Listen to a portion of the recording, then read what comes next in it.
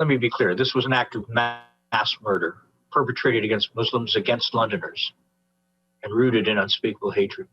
There is evidence that this was a planned, premeditated act motivated by hate. It is believed that these victims were targeted because they were Muslim.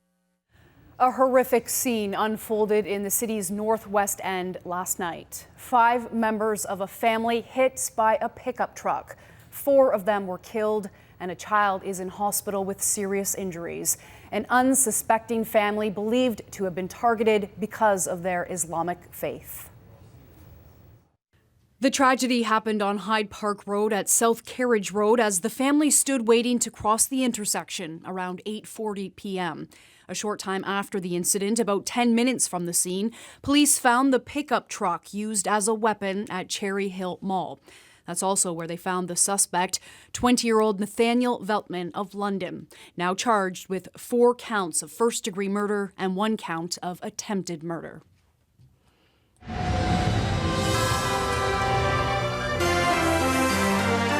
This is CTV News. Good evening. An unthinkable tragedy described as a mass murder, an anti-Muslim hate crime, and a potential act of terror. And it has left the city shaken. Our team coverage begins tonight with Nick Paparella, who joins us live from the scene on Hyde Park Road. Nick. Sasha, totally unbelievable. It was a picture-perfect night for a walk, and that walk ended in horror. We are a city in mourning tonight after a well-respected London family was mowed down here on Hyde Park Road. CTV's Brian Bicknell has details. London police officers move in unison along Hyde Park Road, just south of South Carriage Road. They're searching for evidence related to a crash Sunday night that left 4 people dead and 1 child in hospital. Neighbor Paige Martin was nearby when the crash happened. I am very shaken up, knowing that, there's a kid, multiple kids. It's awful. This family's just out for a walk. Police say about 8:40 Sunday evening, a family of 3 adults and 2 children were on the sidewalk waiting to cross Hyde Park Road when a pickup truck jumped the curb and struck them. But this was no accident, nor was it random, according to police. Based on information collected during the course of the investigation, we believe that this was an intentional act and that the victims of this horrific incident were targeted. We believe the victims were targeted because of their Islamic faith. A 74-year-old woman was pronounced dead at the scene. A 46-year-old man, a 44-year-old woman, and a 15-year-old girl succumbed to their injuries in hospital. A 9-year-old boy remains in serious but non-life-threatening condition.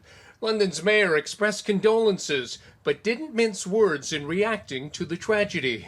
Let me be clear. This was an act of mass murder perpetrated against Muslims, against Londoners, and rooted in unspeakable hatred. The suspect vehicle ended up here outside Cherry Hill Village Mall on Oxford Street West, about 7 kilometers southeast of the original scene.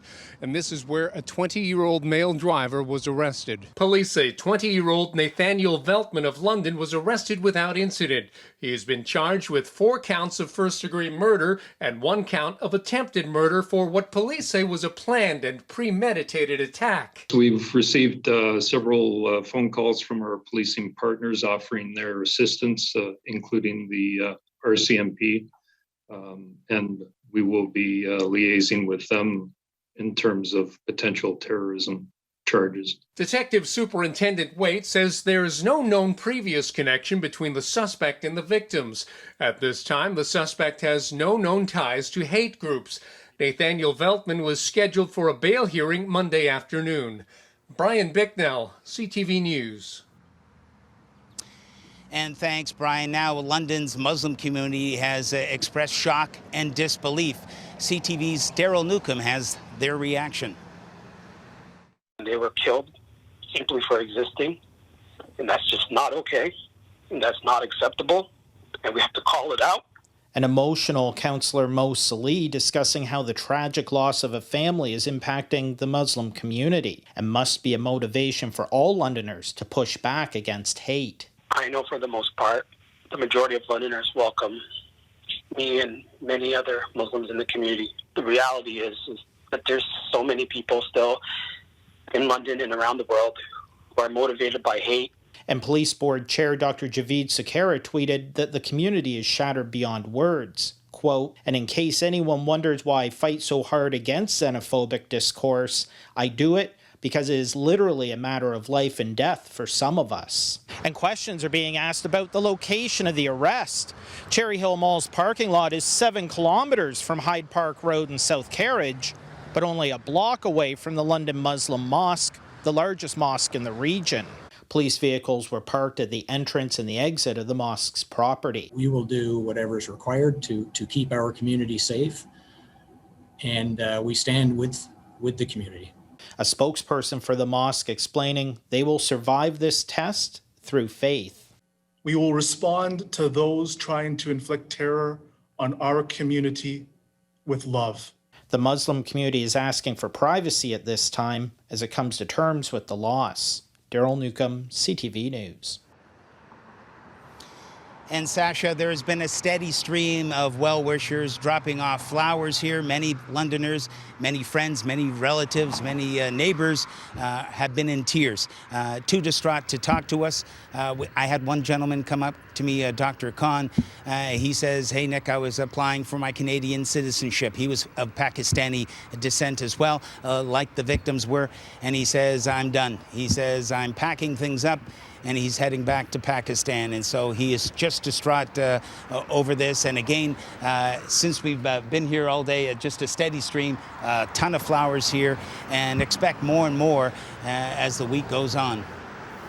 Such an incredible tragedy. Nick Paparella reporting live from the scene of a potential act of terror in our city. Thanks, Nick. Now to Bruce County, where arson is suspected in a fire that destroyed a rail trail bridge in Paisley over the weekend. CTV's Scott Miller reports. There's just charred wood left behind from a fire that destroyed a historic rail bridge in Paisley over the weekend. The firefighters seen the heavy black smoke pretty much as soon as they left the hall, but access to this area is very difficult. Inaccessible by fire tanker, fire crews from Paisley, Tiverton, Saugeen Shores, Walkerton, and Bruce Power had to use ATVs to shuttle water over a kilometer to the old rail trail bridge that stretches over Willow Creek. And we couldn't reach it. We couldn't get enough hose stream length to reach it because it was moving away so quick, and we couldn't get out on the burnt portion of the bridge. The fire, which was spotted around 5 o'clock on Saturday evening in Paisley, started in the middle of the bridge and is being treated as arson. But it's absolutely suspicious. It's it's not something that a passerby flicked out a lit cigarette and started this fire. Absolutely not. This is, in my mind, it's something intentionally set. That's hard to take for Paisley residents who love their rail trail bridges, 2 of which look over the town. It's a peaceful place, so to think that it happened deliberately is really hard to take. Yeah. The bridge will be closed indefinitely, Chief Teeple says, with the damage contained to the wood surface and not the metal frame underneath. He's hopeful it can be rebuilt, but that will be up to Bruce County engineers. Its closure will leave the community without a vital tourist attraction that brings walkers, hikers, and ATVers to the community. Our businesses are really looking to find ways to recover, and we rely on those visitors and those ATV travelers that come into town and visit our restaurants and our grocery store and ice cream shops. So the community is grateful for the hard work firefighters put in to contain the fire and are thankful it wasn't worse, but many community members are also eager to find out exactly how the fire started as they begin to work towards the bridge's reconstruction. In the time being, it will remain off limits indefinitely. In Paisley, Scott Miller, CTV News. Meteorologist Julie Atchison joins us now for your first look at weather. Hi, Julie. Hi, Sasha. It's a warm one out here today, that's for sure. The cloud cover, though, putting the brakes on the temperature this afternoon. There have been scattered showers and a few isolated thunderstorms popping up in southern Ontario.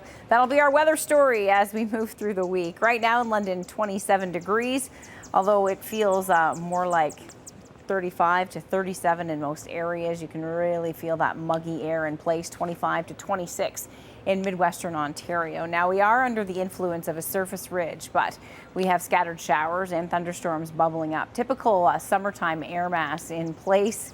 Although we're not into the official summer heat, it sure feels like it.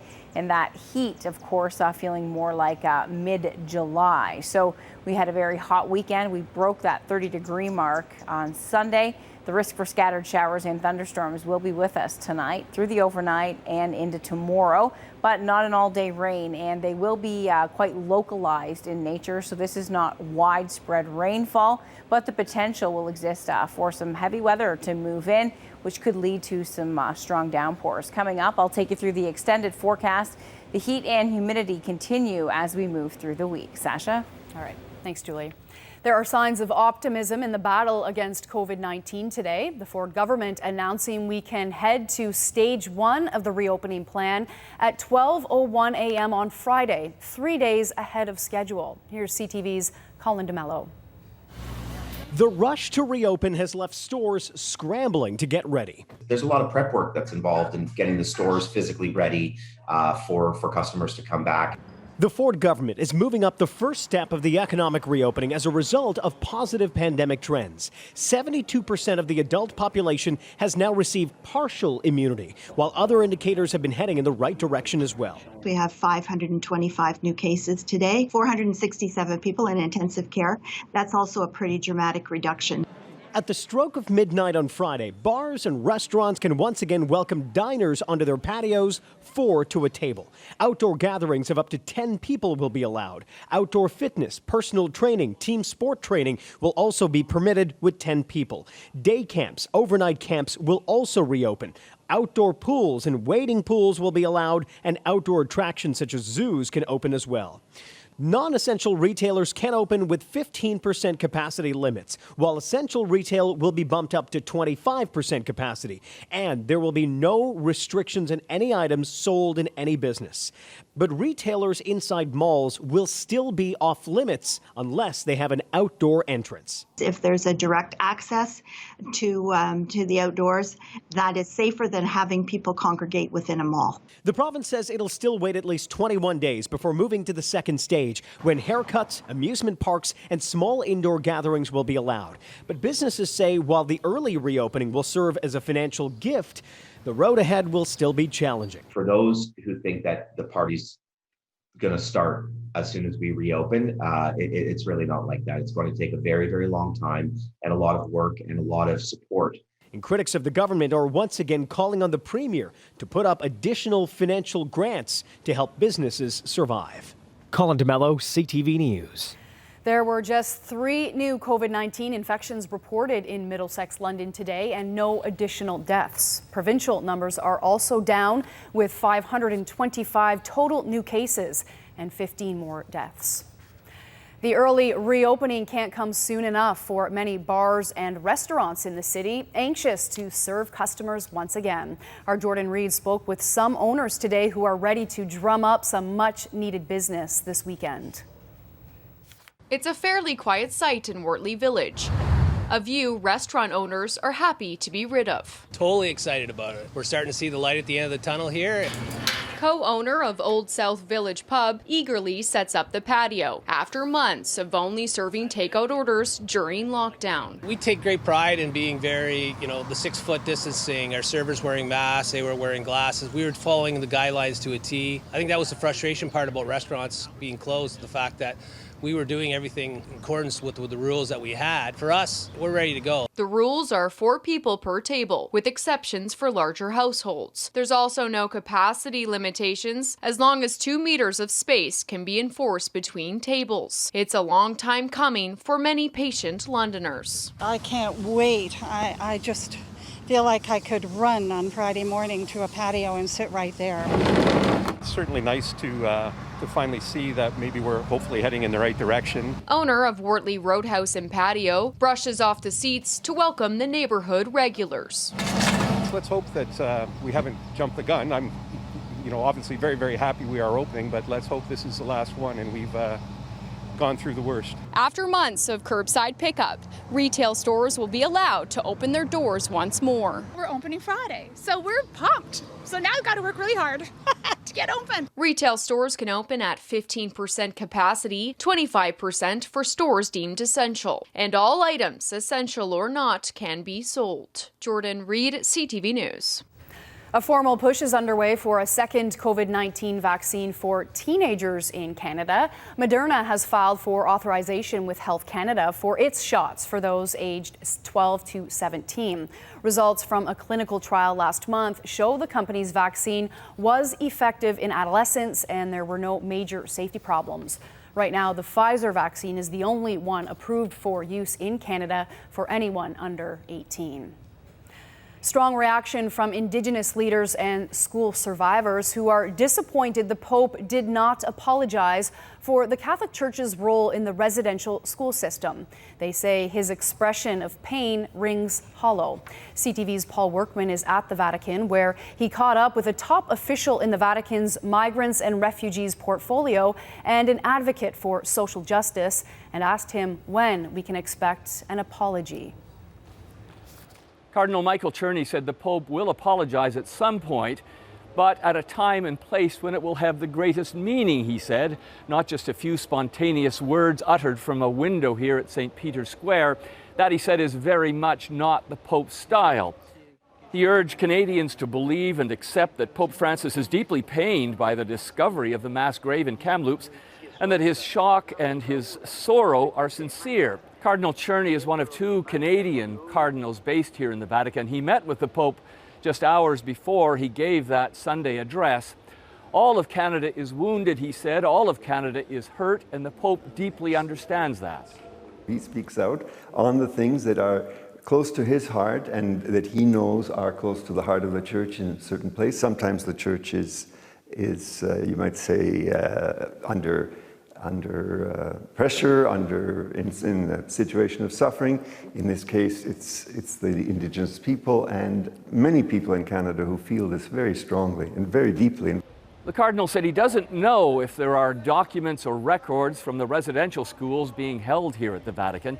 He said he understands the pain and the frustration of Native leaders who are waiting for an apology, but he said a statement like that from the leader of the Church must have value. Paul Workman, CTV News, the Vatican. A statue of Egerton Ryerson on the campus of the Toronto University that bears his name has been toppled.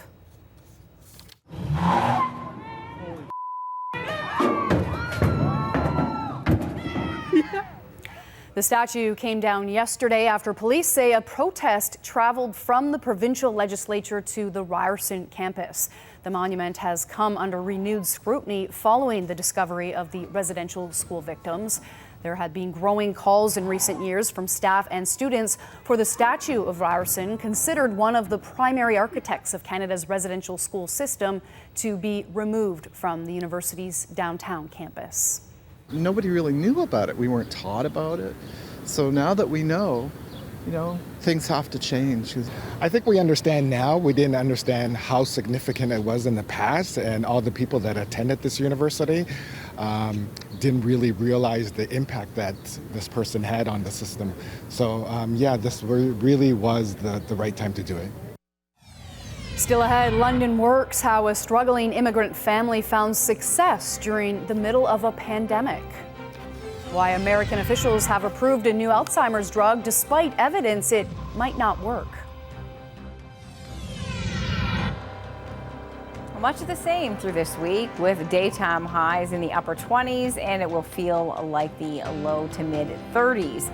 Our last one's bad boy snapshot of the day comes to us from James Jackson. He captured this photo at Point Peely. Great shot. Thanks, James. Showers in the forecast, potential overnight and through the day tomorrow, and we could even see some thunderstorms. Expect this warm weather pattern to hold. Stay with us.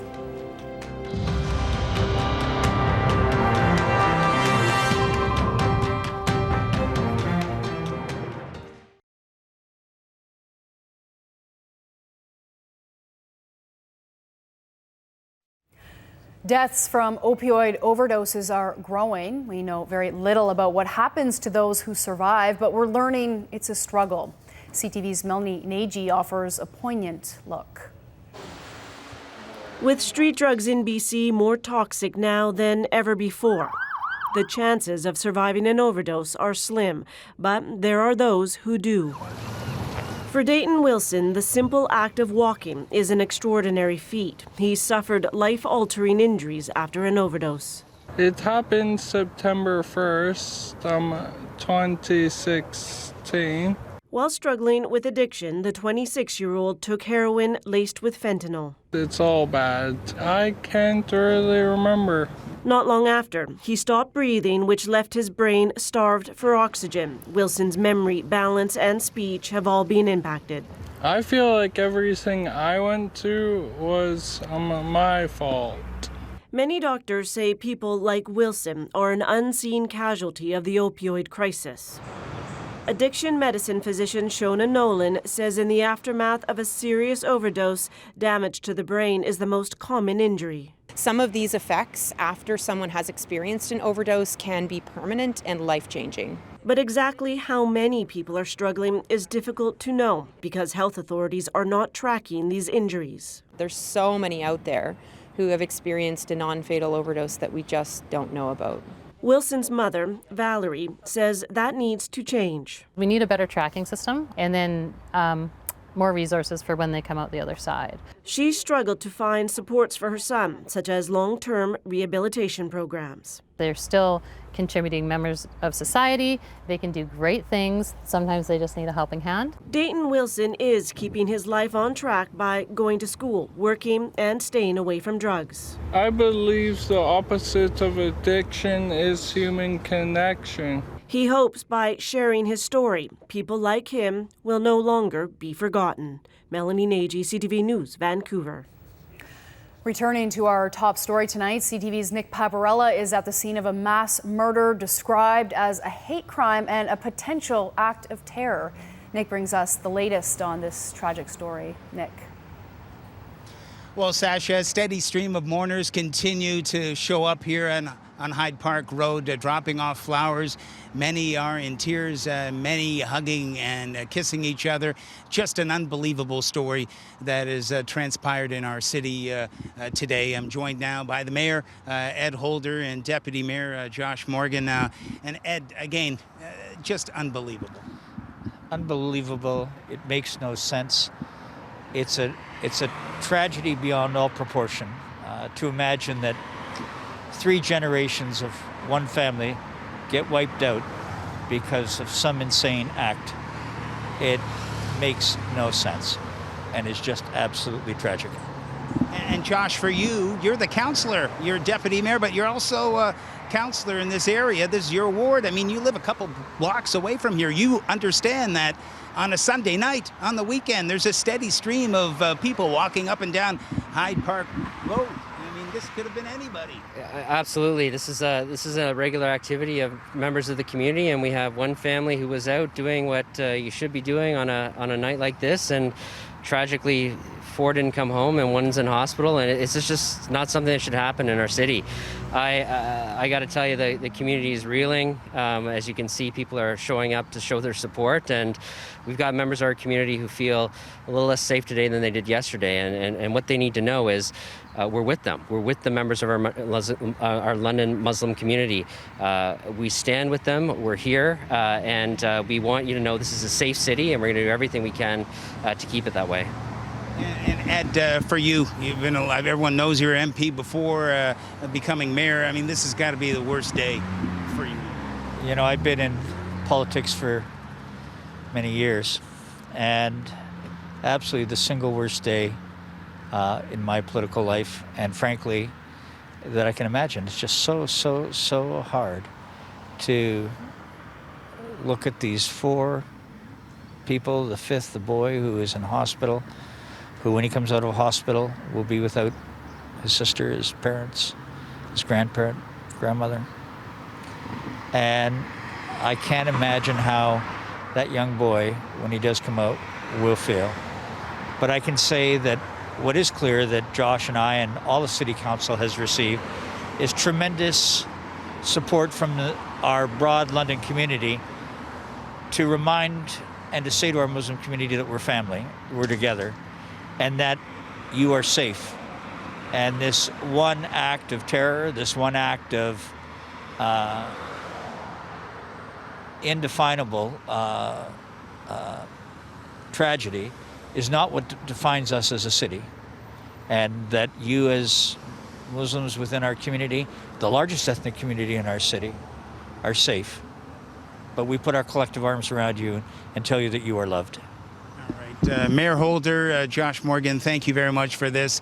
Again, Sasha, just an unbelievably sad day in London, Ontario. And of course, we're going to be covering this. For more details, go to our website, ctvlondon.ca, and you can catch us at 11 again. Sasha? Okay, Nick Paparella joining us once again from the scene of a horrific tragedy. Thanks, Nick. Prime Minister Justin Trudeau also weighed in with his sympathies today via Twitter. He writes, "I'm horrified by the news from London. To the loved ones who were terrorized by yesterday's act of hatred, we are here for you. We are also here for the child who remains in hospital. Our hearts go out to you, and you will be in our thoughts as you recover. To the Muslim community in London and to Muslims across the country, know that we stand with you. Islamophobia has no place in any of our communities. This hate is insidious and despicable, and it must stop." Moving on, postponed by more than a year, the 50th annual Junos were presented virtually last night, but current events were front and center. It's shocking to some people and a revelation, but it's not news to Indigenous people. The genocide basic to this country's birth is ongoing, and we need to face it together. The show opened with Juno and Grammy winner Buffy St. Marie asking for compassion following recent events in Kamloops, BC. Musically, the night's big winner was The Weeknd. He won 5 awards, including Album and Artist of the Year. He did not make an appearance on the broadcast. Jan Arden was inducted into the Canadian Music Hall of Fame, and the show also featured a tribute to 30 years of hip-hop. It ended with a performance from The Hip, with Feist filling in on vocals. When you think of common dog tricks, playing fetch and rolling over typically come to mind. But one pup in southern Alberta is gaining international attention for his artistic talents. As CTV's Austin Lee shows us, he's using his skills to raise money for charity. Roll over, sit, shake a paw, and paint? A 5-year-old miniature Australian shepherd for Medicine Hat named Rogan is gaining worldwide popularity for his rare talent. It's very surreal to be talking to people about my painting dog, or to be sending, like, it still doesn't feel real. Like, I'm sending my dog's paintings to Hong Kong. That's very surreal. Aside from Rogan's work being featured in an upcoming art exhibit in Hong Kong, he's also supported a handful of charities. All the proceeds from Rogan's paintings, we donate to local rescues in southern Alberta. So we've donated just about $6,000 so far since we started painting. And he's only been painting for a little over a year. The artwork may look a bit rough, but no one said making art without hands would be easy. Sometimes he shocks me by how quickly he picks things up. It's almost like he's a mind reader. Like, I feel crazy almost saying that, but it's like he's so quick to pick things up, and he just loves training so much, and he's so joyful about it. Some of Rogan's work is currently being auctioned off to support the Tripods Foundation, which offers care packages and support for cats and dogs with cancer. And Rogan's not the only one contributing work. These paintings are coming from the UK, all across Canada, one from Australia, one from Scotland, and in the United States. For Megan, keeping up with Rogan's social media has been tough, but she wouldn't have it any other way. I'm a crazy dog lady. That's all we want to do is talk about our dogs. So, you know, I'm living the dream. Austin Lee, CTV News, Medicine Hat.